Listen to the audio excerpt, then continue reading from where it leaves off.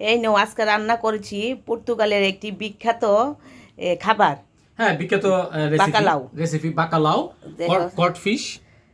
এই হলো বাকালাও। খেয়ে দেখো তো কেমন হয়েছে। বাকালাও মাছটা খেয়ে দেওয়ার দরকার, টুকরো আছে। বিসমিল্লাহির রহমানির রহিম। সেই স্বাদ।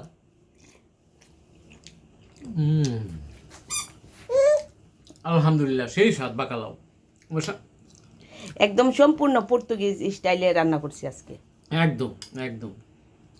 কি আছে ইয়েতে? টমেটো, পেঁয়াজ, তারপর আলু, পটেটো, তারপর হচ্ছে কড ফিশ। এটা পর্তুগিজ ভাষায় বাকালাও। আলহামদুলিল্লাহ, টেস্ট করে আমি দেখলাম। অনেক দিন ধরে চেষ্টা করতেছি পর্তুগিজ ভাবে এগুলা রেসিপিতে রেসিপিটা রান্না করার জন্য। অত্যন্ত ভালো হয়েছে। আমরা ইতিপূর্বে হসপিটালে খেয়েছিলাম না, হসপিটালের ক্যাফেতে, ইয়াতে, হসপিটালের ক্যান্টিনে। কেমন হয়েছে? না, আসলে ভালো, অনেক স্বাদের, অনেক স্বাদের। তো যারা আপনারা দেখতেছেন, আপনারা বাসায় এই রেসিপিটা বানিয়ে খেতে পারেন। আমরা পোস্টে লিখে দিব না কি কি উপাদান দেওয়া হয়েছে, তাই না? ভালো হবে। ওকে, থ্যাংক